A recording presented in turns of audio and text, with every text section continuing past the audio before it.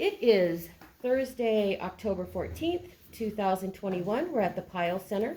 I'm Michelle Hirsch with Lou Silverman. Thank you for being here. You're welcome. We are going to start at the beginning. When were you born and where? When, as in the date? Yes. July 16, 1953 in El Paso, Texas. And when did you or your family move to Tempe? My family never moved to Tempe. I came to Tempe in 1972 to go to school at ASU. Mm-hmm. And then I left in 76 to go to law school in Houston, Texas. And I came back in 81, and I've been here since 81. And in 81, what brought you back? Oh, two things. A job opportunity in Tempe with a lawyer here in Tempe. And I'd met a woman in the Phoenix area beforehand, and it wasn't going to work out with me in El Paso, or I'm sorry, wasn't going to work out unless I came here. Mm-hmm. So I came here. Mm-hmm. And so can you tell us a little bit about your family? Do you have brothers and sisters, your parents? What did they do? It's interesting you asked that question because I was just in El Paso over the weekend for my high school reunion. So all this is very fresh in my recollection. Oh, good. My my dad is an old Arizona pioneer. He was born in Douglas, Arizona in 1913, and that was a year after Arizona became a state. Yeah. And his family were Jewish immigrants from Russia who were in Arizona as merchants, on the border. Then I don't know all the reasons, but they ended up moving to Nogales, where he kind of more or less grew up. And then later they moved to El Paso, and that's where he ended up.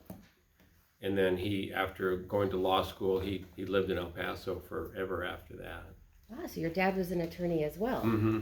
Well, not only that, my mom was born and raised in Beaumont, Texas. And during the Depression, her family business was hit pretty hard. They had a family business in Beaumont similar to like a Goldwater's or the Dillard's, precursor general stores. And both her oldest brother and her father committed suicide, which was a real kind of a blemish on their whole family, so they had a real hard time dealing with that. But she ended up also going to law school. Whoa. She graduated from Brooklyn Law School in about 1937-ish, but never was able to get a job as a woman, or as a lawyer. Mm-hmm. She was like the Ruth Ginsburg story. Nobody would hire her. Yeah. So she actually never did practice law, but she did have a law degree. So. Do you have a sense of what your parents thought with you graduating from law school and having a career in law? Oh, I think they were pretty elated. Just that I had a career in anything, I suppose. But that's all parents, right? Yeah, I think that they were happy, that's the route that I went. So. Do you have any siblings? I have two sisters. They're both older. One lives in Houston, and the other lives here in Tempe. So, as you were growing up, did you have any special traditions or holiday events or memories that were family oriented? Well, growing up in this sort of a hybrid society, which El Paso is, first of all, it's largely Hispanic, a lot of Hispanic culture and a lot of Hispanic traditions. But I'm from a Jewish family, so then there's the Jewish family traditions. But then you throw that into a largely Christian society where everywhere you go is Christmas. So it's a real hybrid of traditions. But, we did the Hanukkah candles. But, as kids, you always look forward to Christmas and all the stuff that brings. So it was a real kind of a mishmash. So you've shared that you went to ASU Mm-hmm. and on to law school. Correct. And did you have any favorite professors or experiences at ASU? At ASU during my undergrad Mm-hmm. years, it's funny. My experiences with ASU have grown and become enriched through the years. They weren't so great back then. It was kind of nondescript. I was a business major, wasn't particularly interested in the major. It didn't get me excited or anything. I was in a fraternity, so I wasn't as studious as I could have been. What fraternity was it? It was called Sigma Phi Epsilon. Mm-hmm. I think they've been kicked off campus since then for too much alcohol. So I don't know. I think college was just sort of get your degree and then move on. But since then, as I've become in the last 10 or 15 years in particular, much more sort of dedicated to ASU as an alum, gotten involved with alumni groups. Was in what they call Arizona or ASU Leadership Institute. I was in the first class. Oh, okay. Do you remember what year that was? 3 years ago. Oh, okay. I'm only on the fourth class right now. Interesting though, yeah. And I've gotten to know Dwayne real well through, he and I served on the board of directors of Southwest College of Naturopathic Medicine. So I got to know Dwayne, and as a result, he's sort of introduced me to ASU from another portal. I was on his advisory council. So the board for the naturopathic medicine, what prompted you to be interested in that? I'd been on a previous board for the Tempe Community Action Agency, Mm-hmm. and one of the board members was a guy named Paul Mittman. And Paul and I got to know each other, and he asked me when he was leaving that board if I would be interested in his board, because they always want to have a lawyer on their board, and they didn't have anybody. So I didn't know anything about naturopathic medicine. Mm-hmm. I didn't even know what it meant. But I liked Paul, and I thought that would be a good opportunity to learn. So that was my next step. And you were on that, or are you still on that for quite a while? I just got my last meeting was about 2 weeks ago. Mm-hmm. So I think I put in 9 years on that board. So wow, that's great. you'd think by now I'd be a naturopathic physician. I'm not though. When you were either in high school or college, were you involved in sports or extracurricular activities or anything like that? Well, I've always loved sports, so that's kind of been my, I suppose my one enduring passion has been sports. Ah. So I played a lot of sports as a kid. I played a lot of intramural sports when I was at ASU. So, and always been in the audience at games. Mm-hmm. You'll always find me at different games and stuff. So for intramurals, was it baseball, volleyball? I'm not even sure what they have besides volleyball. Oh, they had football, they had basketball, okay. They had softball, stuff like that. Yeah.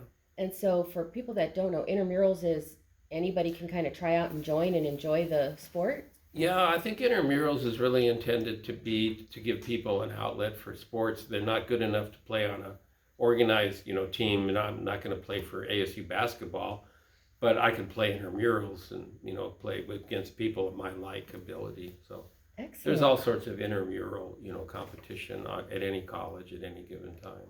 Now, I did read that you were involved in triathlons. Can you tell us a little bit about that? Because it's in the sports realm. Yeah, about 10 years or so, give or take, a friend of mine said that she and her paralegal were going to train for a triathlon, and would I be interested in joining them? And that kind of came out of left field, but I thought, well, why not? So that involved training with running, swimming, and biking, all of which were, good things to be doing. So I did my first in downtown Tempe. It was I think it was called the SOMA, S-O-M-A. Okay. That was the sponsor. Mm-hmm. And you got to swim in Town Lake, which isn't a huge treat because it's as dark as your blouse. You're swimming in just black water. But I enjoyed it, and so I did about 7 or 8 more after that. So, but it's been a while, so it requires constant training if you're going to do it. So. Would you say that there were any political events of the day that affected your educational opportunities, or even? Well, I went to school during the post-Vietnam War era, so a lot of my classmates were veterans coming back from Vietnam, going to college on the GI Bill. So it was a little bit older crowd, and clearly had more life experiences than me. So that was kind of the tone of that era. And then there was Watergate. You know, through my college years, we experienced Watergate and all the distrust in government. Oh, gee, is that new? I don't know. And so that was really kind of the flavor of the day, you know, how politics sort of, you know, painted the landscape. And it was blue against red then, and it's blue against red now. It hasn't changed. You know, we think it's something different, but it's never different, you know. And I think that's really interesting to hear from people that have been through other generations of time. Yeah. But I think it's interesting that Watergate spawned probably of all political scandals. Now, anything that has to do with a scandal is a gate. Yes. There was Brady-gate, right? So now there's probably going to be John Gruden-gate. That's a good observation. Yeah. Why did you choose estate planning and that area of the law? For the first 20 years of my practice, give or take, I was a generalist. I was on Mill Avenue in downtown Tempe, where Restaurant Mexico used to be for a while after we vacated that area. And I got to the point where I was trying to do too much. And I realized that you can't do everything and be good at anything. And so in about 2005, I decided to kind of retool my practice. I moved away from downtown Tempe and just decided I was going to focus on estate planning, trust, and probate law. And that's kind of how I did it. And the reason I did it is I wanted to be good at something, you know, and I just didn't feel like I was really on top of any of those other areas of practice.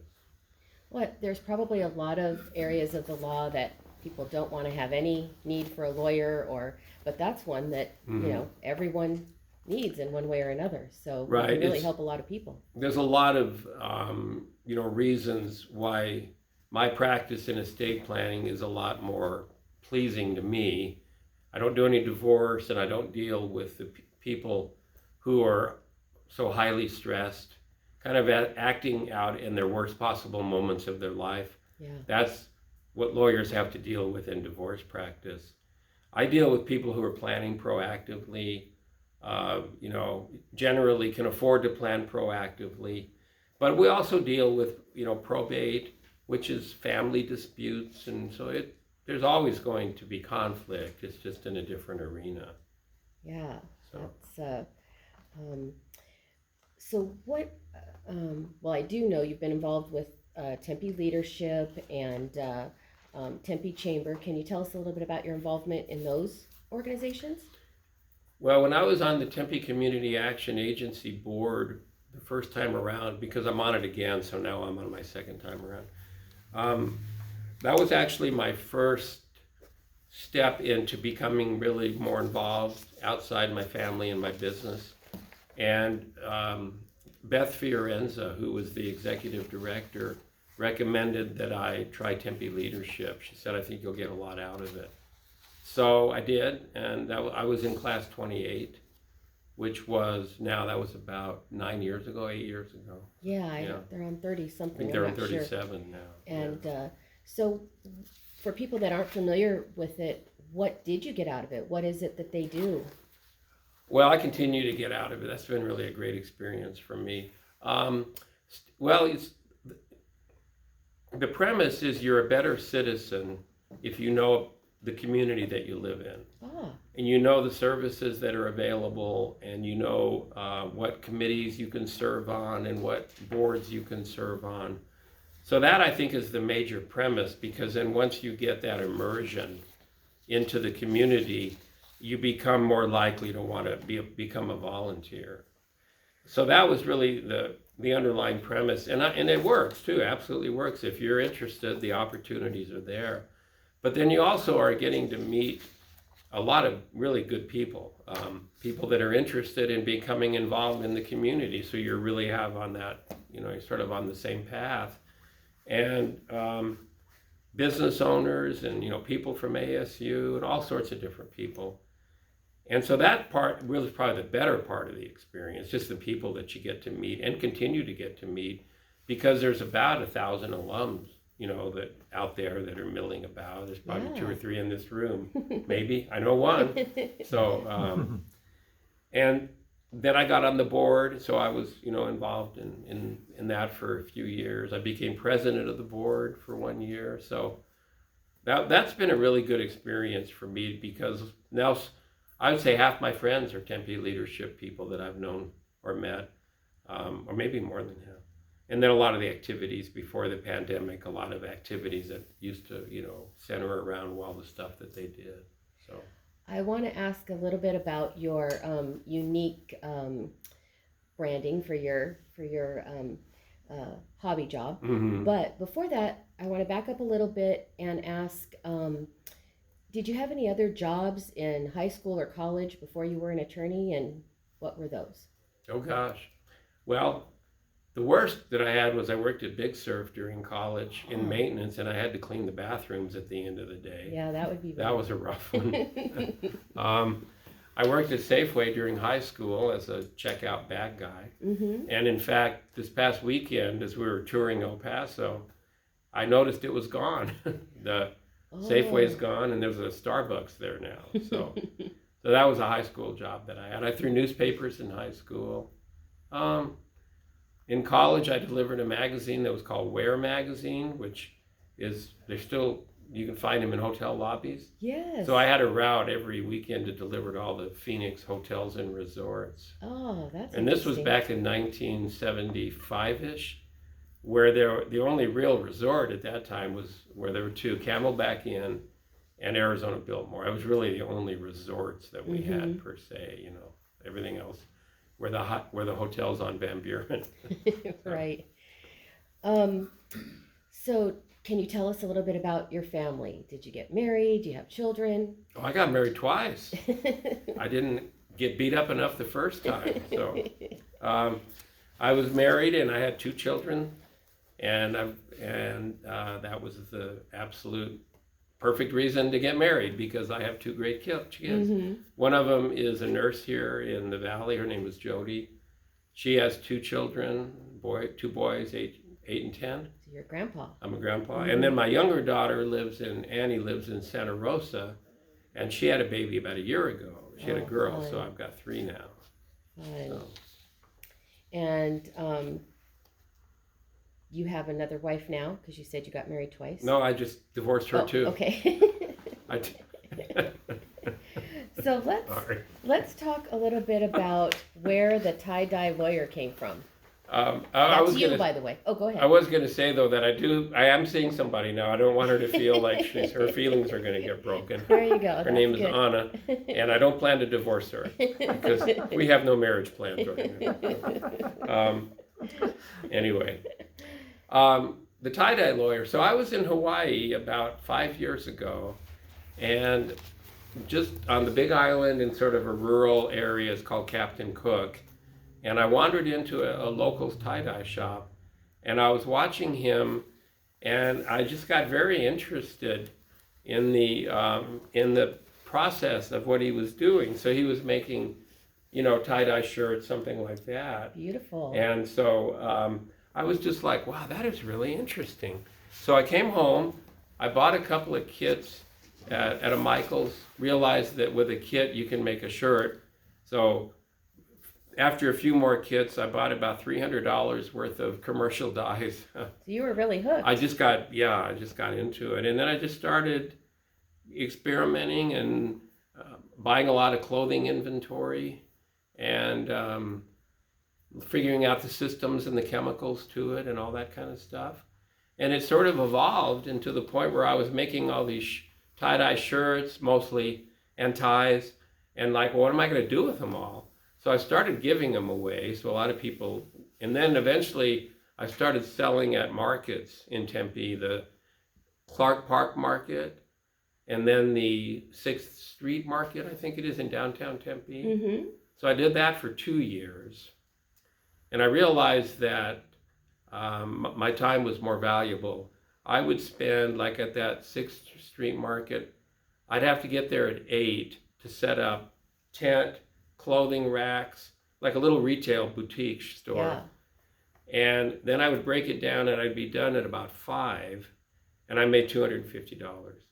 So you start doing the math, it's like, this isn't going to work. Mm-hmm. So I'm now mostly just doing it with lots of custom orders, still a lot of gifts, but also because of the branding now, about every other client that comes in says, do I get a t-shirt with this? Mm-hmm. So yes, for your $3,500, you get a t-shirt. So I've been doing a lot of that too. But from a branding standpoint, it has been kind of neat. I mean, I'll go around and people will just say to me, aren't you the tie-dye lawyer? Like, yeah, that's me. So you've made shirts and ties. Is there anything else like unusual that you've tie-dyed or tried to tie-dye that? I think. Sheets, Yeah. pillowcases, pillow things, shirts, jackets, sweatshirts, hoodies, towels, Wow. Yeah. women's shawls. They're beautiful. They really, as women, and during the winter months when you'd wear something like a shawl, they're incredibly bright and colorful. Now, does everyone in your office wear tie-dye all the time or not necessarily? On Friday, it's Oh, Friday. fun. We call it tie-dye Friday. And so pretty much everybody wears whatever they've got. So, yeah. And you'll probably continue to nourish your creative side with. I'll definitely continue, there's no doubt, because I enjoy doing it. I don't know where it'll go in terms of, will I someday be doing the circuit, going to all these, massive fairs? Probably not, but who knows? But you enjoy it. I enjoy it. It's certainly a fun and unique gift. Yeah. People can't see, but Dwayne has a great ASU colored tie, which Right. I particularly appreciate. I gave one of those to Michael Crow when I was in the ASU leadership class, our last class. He spoke to us, and so I did a presentation of a similar looking tie to Michael Crow, and I can, I bet $1 million that he's never worn it. Well, he should. It's beautiful. But Dwayne Ron could call him on speed dial right now and we could ask him, and I think we should. I think we should call Michael Crow and say, have you worn that? And, what do you think? Better not, because I might ask why tuition's too high. What is the name of your Tempe neighborhood? Wow, I just moved in June. Oh, okay. So you're really testing it. Alta Morada, I believe. I lived in Shalimar for 17 years. So I just moved 4 months ago. So my brain is still more Shalimar oriented. But I'm in a neighborhood called, I think it's Alta Morada. It's at Warner and McClintock and Tempe. Now, when you were in Shalimar, did the neighborhood change over the years in any significant ways? Not really. Those are nice homes in there. They range from some pretty custom to semi-custom, but it's, pride of ownership is high in there. And I think it's always been a good neighborhood. Are there any favorite shops or restaurants or other businesses that you like in Tempe? Oh my gosh, I love Bayway. I don't know. I mean, I like to go to locals. Like one of my classmates, Melody Elkin, and her husband opened a restaurant. My Tempe leadership classmate. Also former ASU basketball player, Melody Johnson. Oh. She and her husband opened a restaurant in McClintock and Guadalupe about a year before the pandemic. And unfortunately, they haven't been able to reopen. So they kind of knocked them. Another place that I used to like in Tempe was Mark's Cafe, and he closed during the pandemic. So it's definitely affected some businesses. Yeah, so my favorite food basically is either Mexican from, just sort of a drive-in Mexican place, or Chinese and Thai food. So, I love ethnic foods. Has faith or spirituality impacted your life in a significant way that you want to mention? No, not really. I believe that there's a force out there, but I don't know what it is, and I'm not smart enough to figure it out. So I'm not a religious person. And you mentioned some organizations you've been involved with, TCA and Tempe Leadership, and the chamber. Are there any other community organizations or even recreational activities in the city of Tempe that you've participated in? Well, I play golf at Ken McDonald Golf Course a lot. Yeah, that's Tempe. I'm in the men's club, so we play there fairly regularly. Used to go to the Tempe Library before, pandemic. Mm-hmm. So I've taken ceramics classes with my kids Oh, fun. with the city of Tempe when they were younger, and I have a number of items now hanging in my home that I made when they were kids 30 years ago. Yeah, So yeah. the city of Tempe has always offered good programs, if you want to take advantage of them. Mm-hmm. Is there something that you're most proud of about the city of Tempe, or particularly appreciate, having been here quite a while and raised your kids here and you have your business here? I think that the city of Tempe has done a really good job of separating itself from the rest of the valley, in terms of distinguishing itself as a nice place to live, not being quite as conservative. I mean, the city of Tempe, with the student body population and all, is a little bit more liberal, which suits my taste better. The university, of course, has always had a huge footprint on Tempe. It's hard to avoid that. Mm-hmm. So, although, I am an avid ASU fan, I don't know when this growth is going to stop. I mean, my God, it's just rampant over there. So, I don't know. It's become a city in itself. Mm-hmm. So. Yeah. We all kind of get here and then wish nobody else would come by, I guess. Big enough once we get here. Have your travels outside of Tempe influenced your thoughts or viewpoint about the city? Oh, about the city or in general? I think Or both. yeah, I think even they in probably general. a little bit of both. What my daughter Annie has during college, she traveled in Mexico and South America. She did a bunch of immersion kind of programs, and she's now fluent in Spanish. Ah. But because of that, and this is sort of her influence on me in a way, is that she feels like Americans are wasteful. We have way too much abundance that we don't need. We have too many things that we don't need. She said a family down there, 8 people would live in an apartment with a refrigerator this big, and they survived okay. So she's kind of a minimalist, and then I'm trying to mimic her a little bit, and not so be motivated to acquire stuff, and also to get rid of stuff too. I got to get rid of stuff because moving from a 3,000 plus square foot house to 1,600 forces you to Downsizing. eliminate. Yeah. So I've been in that process the last few months. So Deciding what's important to keep and what you don't need anymore. I think every city you go to is a new experience, and you're going to find some things you really like that are done really well, and then some that aren't, and then you can kind of compare that to your own, city experience in terms of, what works and what doesn't work. Sometimes this is a challenging question, but what are your values and what you would like other people to remember you for? Well, that's a very profound question. Yeah. I've learned that you only have one thing that is guaranteed to you while you're living, and that is your time. And when you give of your time to another person, you're giving them the greatest gift that you can give them, because it's all you have. So I really believe that the more you can be with other people, help other people, spend an hour with them having lunch or whatever, is really the most valuable time you'll ever have.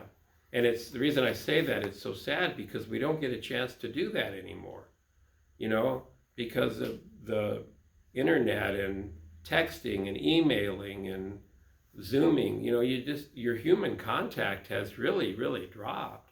Now, I know the pandemic is at blame, but I still feel like generally we rely too much on technology and not enough human contact. I think that's been a real detriment of all the technology that we have. So do you make a concerted effort to actually connect with people instead of just text or social Yeah, media? in fact, prior to the pandemic, everything is sort of, PC and post because of how life's going to be looked at in the future. I did a lot of business networking. So business networking was important to me to be connecting with what we would call our referral partners, financial advisors, CPAs, anybody that's we have the potential to be sharing business. Mm-hmm. Uh, and now that has led to friendships, golf friends. You find people that you're compatible with. So I do try to make a point of it. I'm happier when I'm around people than when I'm not. Would you be able to identify one thing or more if you wanted, but a contribution that you've made to the city that you're particularly proud of or feel great about? Well, I think 1 in 12 people wear my tie-dye shirt, so that would be number one. I think the work that I've done over the years as a lawyer has been positive. I think that people who have, have my work product and the benefit of my help, I think, are better off for it, whether they know it or not. And and all the time that I've spent, donating my time to volunteer service, so that's about all you can be remembered for, Giving back to giving back, yeah. and that you had a better impact. You left it better than you got here, is what they say, right? So. And as a business person, I mean, having your own practice, you employ people, and you have a team that you are able to. Yeah, 5 families have dinner because I can afford to pay them. Yeah, that's a significant impact. Yeah. Do you have a fond memory or experiences in Tempe that stand out for you that are either significant in your life or that you just feel about the city? Well, I think probably that falls in the sports arena for me. The best sports memory I have of my time in Tempe was the 1996 team that beat Nebraska 19-0. It was the best football game I've ever seen in my life. Nebraska came in number 1. Everybody thought ASU was pretty good, but nobody knew if they were, really that good. And they just, God, they kicked Nebraska's butt. And everybody knew after that this is a really good football team. That place was crazy. People tore the goalposts down, took them over to Mill Avenue. I mean, the place just went crazy. So that would be my number 1 ASU memory and it's in the sports. Also, I've had ASU season tickets over the years for basketball. So I've seen a lot of really good basketball games where they've beaten Arizona a handful of times. Those are always a lot of fun. So I don't even speak sports, but I know it's great when ASU beats U of A in any sport. So that's fun. Oh, it affects the economy of the city. It's got an impact far beyond sports. Yeah, right? Great point. People are more optimistic. They're happy. They go spend money. So yeah. Is there anything else related to your life, your family, your work, your neighbors, or experiences in Tempe that I haven't asked you about that you might want to share? I don't think so. You've covered college, you've covered business, you've covered neighborhoods, covered tie-dye, you've covered triathlon. I don't think there's anything else you're missing. I had COVID. I had a good COVID experience. I survived COVID. Glad you're better. That was a tough one. I was sick for 3 weeks with COVID. Was that early on before the June 19. I woke up the morning of June 19. It was a Saturday morning, and I said, "Man, I don't feel very well today." And I was hoping it was the flu, but it got worse and worse, and then I got tested, and so. Did you have to go to the hospital? I only went one day, and just because my daughter was concerned that my my air capacity was dropping, so we had an X-ray, and they said, you'll survive, But they kind of showed me the COVID. It's kind of interesting. It's like these spider webs, Wow. And so anyway, it took about 3 weeks, and I got better. And there's a lot of information out there, but perhaps because you are active and healthy, that may have helped, helped you recover Oh, and I not think have to so. stay in the hospital. Oh, I think that my daughter is a nurse, and she was on the COVID floor during that whole time at Scottsdale Osborne Hospital. And she told me right off the bat, she said, "Dad, you're going to be okay because A, you're not overweight, B, you don't smoke, you don't drink that much, and you're not diabetic. Those are the factors. If you had any one of those, I'd be more worried." And she was right. It was hard, but I survived, so. Glad you got better. Yeah. And this is usually the time we open it up if other people have questions. Dwayne? I have 3 questions that I would like to ask Lou. You talked a little bit about your father and being an attorney. Was there any particular way that he influenced your approach to law? My dad was very, very fair. Now, all of us would look back at their parent and probably think that. I mean, you don't think that your parent is probably unfair. But he had a lot of Hispanic clients because of the location. He spoke fluent Spanish.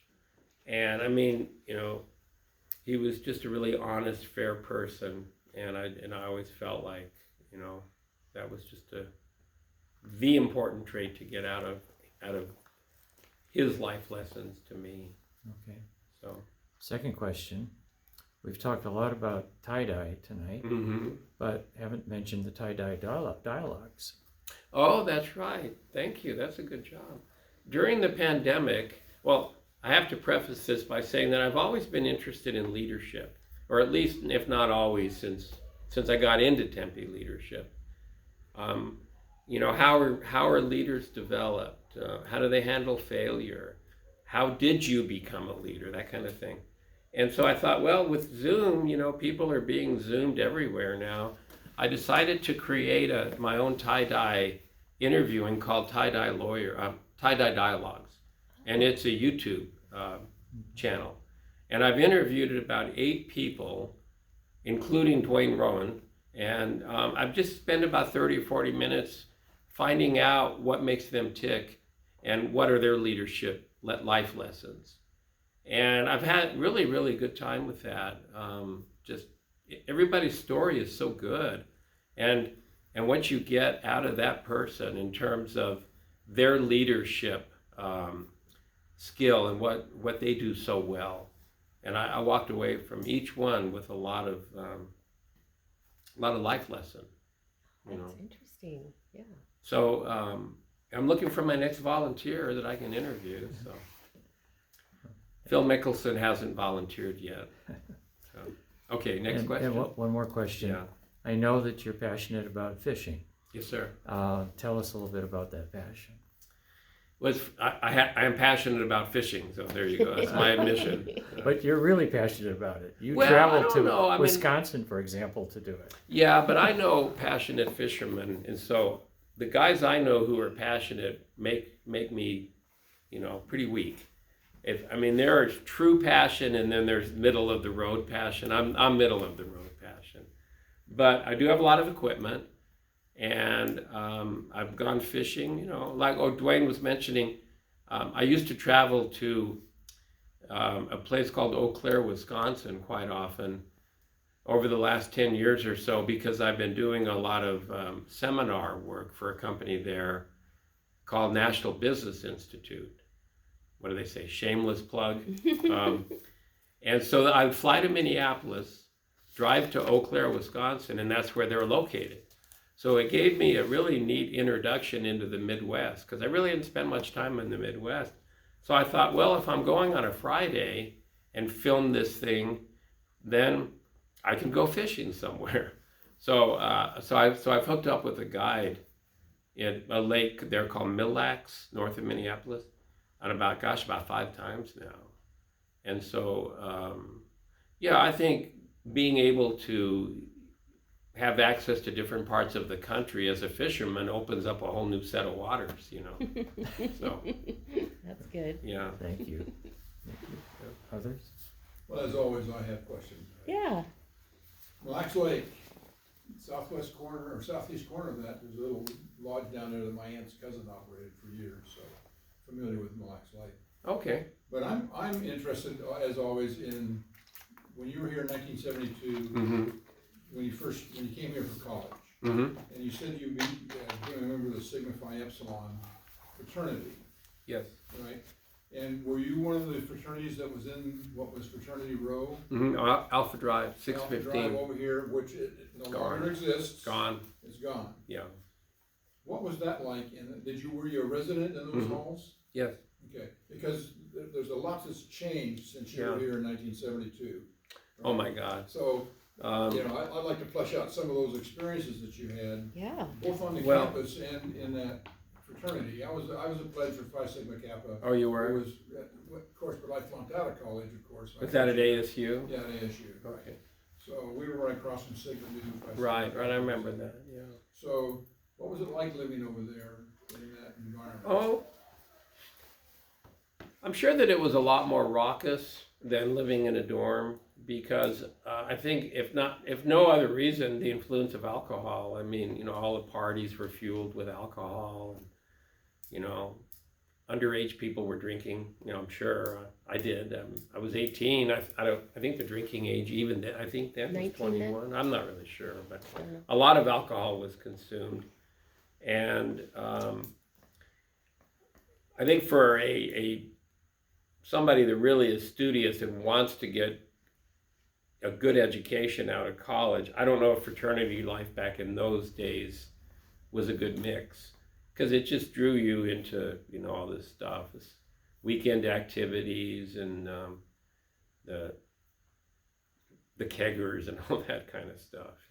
Well, you talk about your leadership experiences with these leadership organizations, Mm-hmm.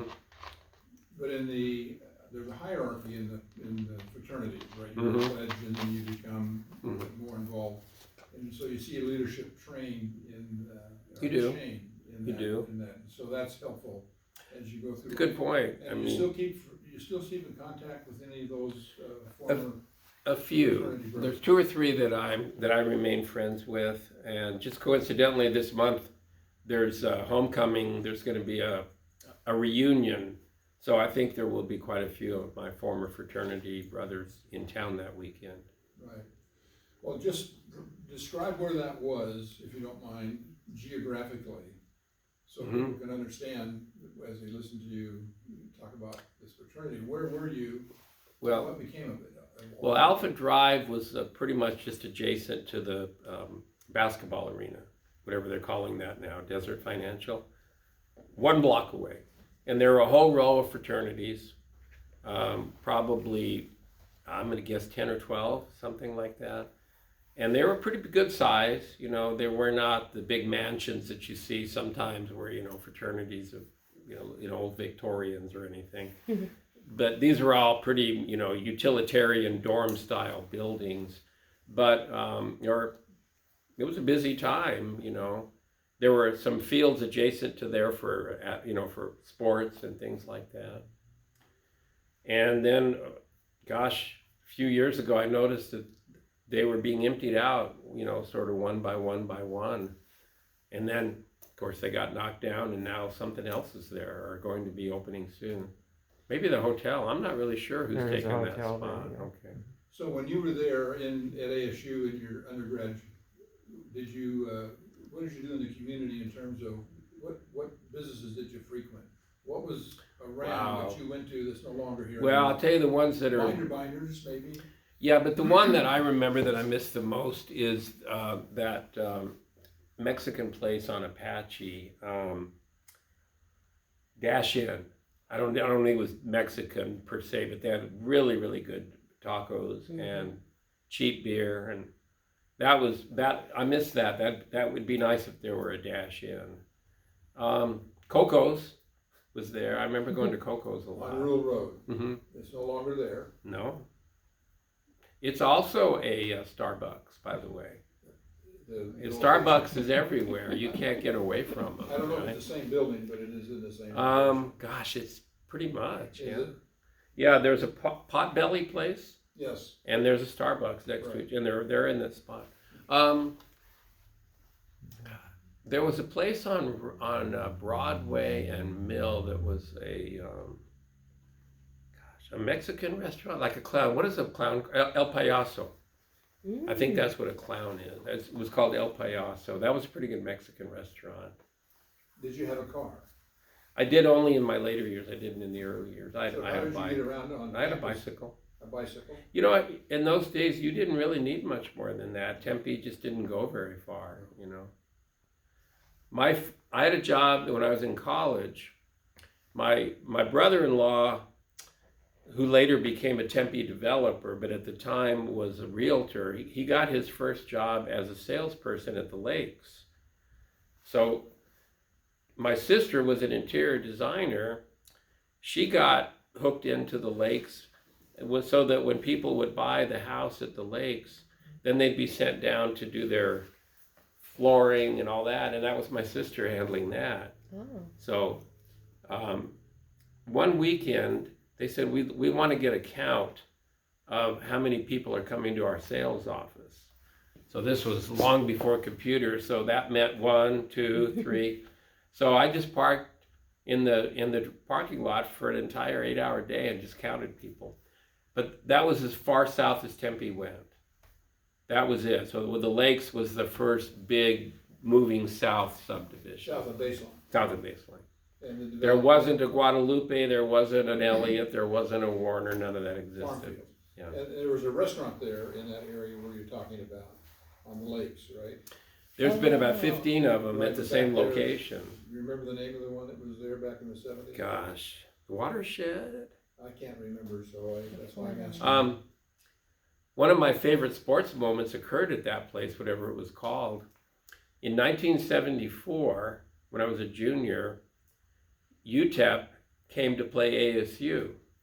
And it was a totally, mismatched affair. When teams come in and they're going to get thrashed, right? Like a San Jose comes in or whatever. Well, that's how they felt about UTEP. And I remember the game and the atmosphere because UTEP beat them. And it was one of Frank Cush's worst losses. He wrote in his book later that was one of the worst nights of his life, losing to UTEP. And it was one of my best. I loved it because that was my hometown team. So that stands for the University of Texas. Texas at El Paso, right. So later that night when we were out partying, we went to that restaurant in the lakes, and they had a band and they had a dance floor. And so I grabbed the microphone and I sang "The Eyes of Texas" or all. So Ned Wolf was the basketball coach Right. in that era, Yeah. and then he ultimately was replaced. Were you here when that was happening, or you would have gone and come back? I was gone for some of the Ned Wolk years, because he was here when I was at college, and then he was here when I got back. I don't think he got replaced until the mid '80s, maybe, or something like that. That's what I remember. So he was here that whole time. Yeah. There was a big to-do about that because he was just 1 or 2 wins away from a record. When they let him go. When they let him go. Yeah. Okay. Well, I'm always interested in what life was like. Yeah. What was there. The ASU campus was much smaller. Oh. The Memorial Union is in the same place, I take it now, as it was. Well, the Memorial Union is in the same place, and I think they still have restaurants and stuff like that. There's a bowling alley. There's a bowling alley. 2 or 3 of the buildings that are adjacent to the Memorial Union are the same because they were there. They were the original campus. Mm-hmm. I think it's where you get to the exterior of the campus that you've got all that new growth. And into downtown Tempe now, across University, they're taking over, College and Farmer and all that kind of stuff. Yeah. So. Yeah, and then of course there's the more activity center. There's other kinds of. Was Grady Gamage built then? Oh yeah, it was already there. Definitely. And the basketball arena, I think they call it Desert Financial now. That was built, and the first game was played there while I was in college. Okay. So when I first got here, they played their games at the old physical education building on campus, which was really the equivalent of a high school gym. That old gymnasium, Mm-hmm. right? I think it still stands. Yeah, they use it for intramurals. Bring us back to the intramurals question again. Right. So, Okay, and the fields used to be behind that. yeah, that's right. Okay, so the Palm Walk was there, of course. That's Mhm. the old Normal Avenue. The Gamage home, was that still being occupied by the Gamage family? Where, I don't know where that is. It's on Orange, basically, just east of what Palm Walk would be. No, Behind I the don't old know, main. I don't think so then. Behind the old main. No, I don't think so. I know what you're talking about, no, I don't think they live there. Okay. Yeah. All right. Well, you had one other interesting thing that you said, you said several things that are interesting, but the fact that you described Tempe as doing a good job of separating themselves from the rest of the community, the rest of the area, Mhm. and having an identity as a community. Right. That seems to be, because why do you like Tempe so much? I mean, that's one of the questions they generally ask. Yeah. What brought you back? What makes you stay here? One of the things that I liked about Tempe, and particularly when I lived further north, so I lived for 15 years or so, or 20 years in total, not much further north, or, like Broadway and Mill, or Broadway and College, So the campus was always so easily accessible to me. All the sporting events I could ride my bike to. Any activity on campus I could ride my bike to. So I think to me, having the campus so close to where I lived was a massive plus that I wouldn't have had in Mesa, I wouldn't have had it in Gilbert or anything like that. But you're no longer a college student and you're still here. I love what the college offers, though. I love the sports. I'm a season ticket holder in football and basketball, and I have been for years. Are you still riding your bike? Well, that's the problem. I live too far away now. I don't think it's feasible to ride my bike from Warner and McClintock to campus and not get hit by a semi. We don't really have safe bike paths, in my opinion, in Tempe. They say they do, but they really don't.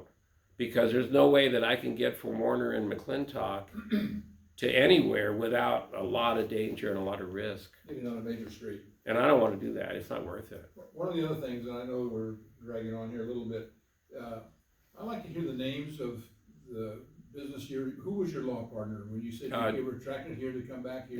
Yeah, David Richardson. David Richardson. Yes. Was he a longtime Tempe family? Well, he's from Utah, but he had lived in Tempe a long time because he went to law school here. Mm-hmm. And then he bought a building on Mill Avenue in about 1981 or so. Which building? Well, it's 423 South Mill. Okay. I don't know what, it had been a bakery, so I think it had been a bakery. I'm trying to remember what they called it. Is it an old building? Oh, yeah. Is it still standing? No, because the fire at Stan's Metro Deli in 1990, we were right next to it. In fact, we shared a common wall with Stan's. So we had to move for a year. And then when a lot of the building was renovated and upgraded, so yeah, the structure is still there, but the building has changed substantially because of that fire. So okay, and your brother-in-law, who John Benton. John who? Benton. Okay. And my sister's Janice Benton. Excuse me? What did he develop? Oh man, he was involved in developing the Casa Loma building, the Andre building. He and his partner, a guy named Ross Robb, who's also a Tempe guy, they built Hayden Square, the condos that are at 5th and Mill. So he's had his hand in a lot of downtown Tempe over the years. So when you were here in the 1970s, did you see a doctor at all? Did you visit with Campus. Campus? They had a campus dispensary doctor right by where the Palm Walk drops in. The bridge drops. Yeah. That's where the doctor's behind office the old was. main. Yeah. It's been there since the 1950s. Yeah. Yeah, so when you're 19 years old, when you need a doctor, it's mostly because you need an antibiotic or something. There's very few. Yeah. Well, okay. Well, thank you very much. I'm sorry. Thank you. No, it's interesting That was questions. fun. Thank you. Anyone else? I have a couple of questions, Lou, about related to Tempe leadership. Mm-hmm. Many of the classes, including mine and yours and many others, had a great diversity in people's backgrounds, not just occupations, but I guess political leanings and age, just the age range, all kinds of things. And so one of the things I notice about your classes is how how close you've stayed and how you show up for lots of events, for the Tempe Cares Day and for Don Carlos Night and all kinds of other events. So can you tell me a little bit about that? What makes most of the Tempe leadership classes so strong, even though, how do people find commonalities, and what would you recommend to people to go that direction, to find ways to work together to better the community? Well, I think, Mikkel, I think the reason the classes become cohesive, some more than others, is that you're put through almost like a basic training experience in the Army. So when you get out, you've bonded with the group you've been with. You have to do a class project that requires fundraising. So you have to put on a fundraising event. Not very many people are really, event managers, but you have to become one. As you know, you and I have done it. We put on events, we had to decide entertainment and the whole bit. So you're having to do that as a class, and you're thrown into that environment. And some people that are, who tend to be introverted and shy are kind of forced into, like, I got to get involved in this. You're kind of brought into it. And those that are really extroverted and, on that side have to learn how to bring people in. You got to be inclusive. So otherwise what happens is cliques start to form, and then you're not functioning very well. And I think the classes, for the most part, do a real good job with that. And so I think that results in you're close friends with some of the people, and B, they tend to show up because they want to see their friends. I don't go to events all the time just because I want to go to the event. I want to go to see my friends, so, and that's what I think that has sort of led to. I think you said you got involved more in some of these events after you joined Tempe Leadership. What are some of the ones you would recommend to people to seek out in Tempe, whether it's a service club or, some of the annual events like the Mayor's Breakfast, or, what are your favorite ones that you have gone to and attended? Oh gosh, well, the Mayor's Breakfast has always been a fun event. That's kind of like the Mayor's State of the Union, right? So I had a funny incident happen. It was at the hotel next door to my office a few years ago, Embassy Suites. And they don't hold it there very often, but so it's a small lobby and it's very busy. A lot of people were there. And, Mark Mitchell's giving the State of the Union address. And I had a cup of coffee in my hand, and Mark Mitchell's standing here, and Dick Neuheisel's behind me, and Dick Neuheisel bumps into me. The cup of coffee goes that way, and right on Mark Mitchell, right on his tie, on his shirt. I felt and he's giving a speech in a half hour, right? I felt as crummy and lousy as a person could feel, and man, he was gracious about it, I gotta say. He was so gracious about it. And this Dick Neuheisel was really the one who did it, He was gone.